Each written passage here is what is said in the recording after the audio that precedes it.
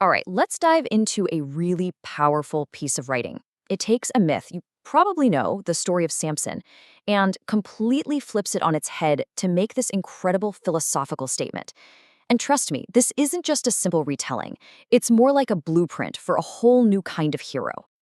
Right out of the gate, the text hits us with this super dramatic line from the prophet Zarathustra. He's pointing to someone and calling him a bridge. A bridge between what?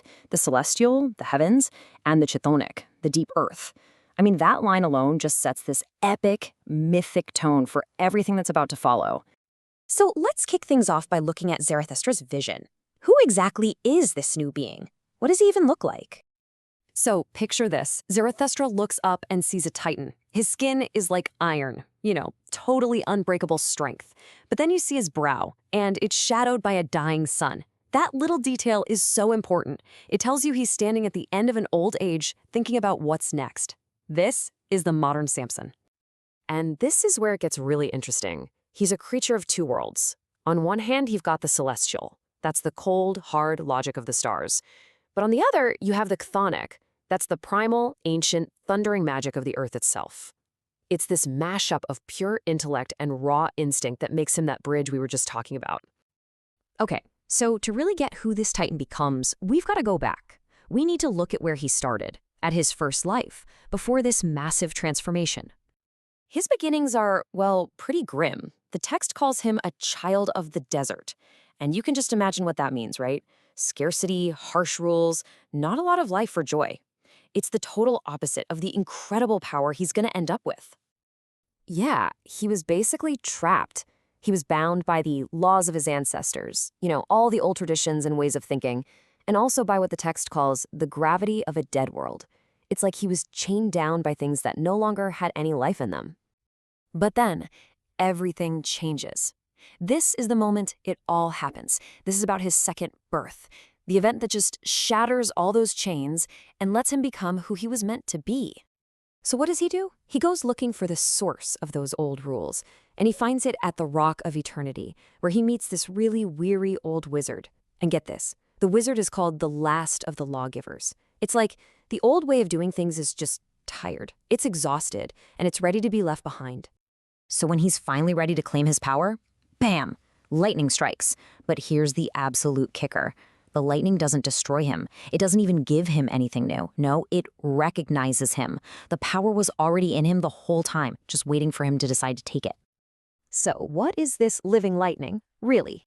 It's not actual lightning, of course. It's a metaphor for that moment of conscious choice, the moment you just say yes to your own power.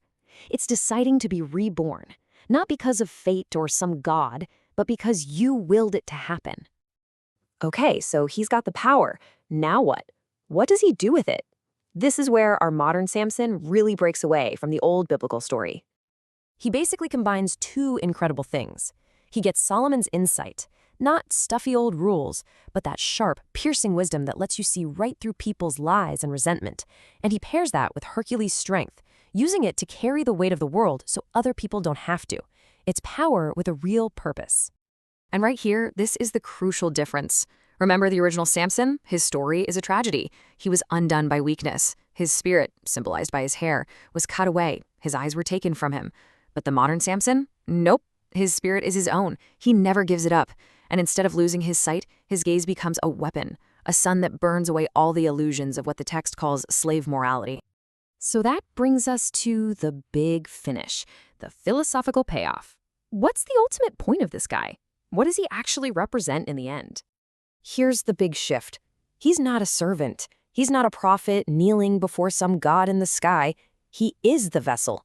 He's the very place where humanity stops being just human and becomes something more. And there it is, the climax. He is the overman. He's that self-created individual who makes his own values. He swallowed the lightning. He took all that power inside himself, and what did he find? He found out it was just the taste of his own will all along. When it comes right down to it, this whole story is about a really powerful, life-affirming idea.